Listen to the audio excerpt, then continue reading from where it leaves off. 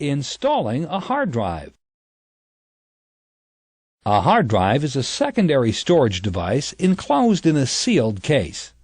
As the drive's platters rotate, an arm with a read-write head moves across the platters, writing new data and reading existing data. The read-write heads are controlled by an actuator.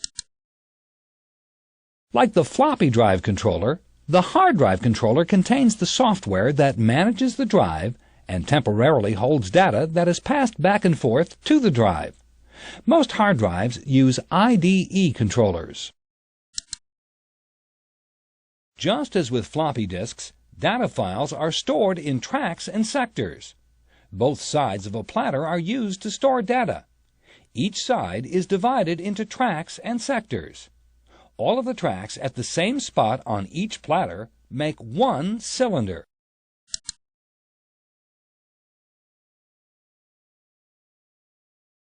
Brian will show Mike how to remove and install a hard drive for their customer's computer. We first need to make sure the computer is turned off by clicking the power button.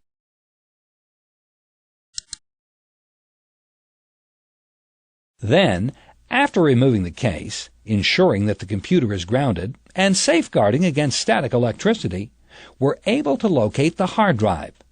Again, we have removed some of this computer's hardware so that it's easier to see the hard drive connector. Now we can locate the power connector for the hard drive. The power connector needs to be unplugged from the hard drive. Then we can locate the data cable connector for the hard drive.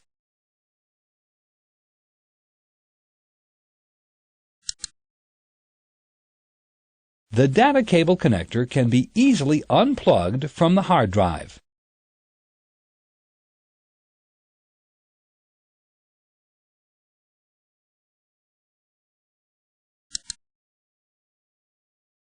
Great! Now both connectors are unplugged from the hard drive.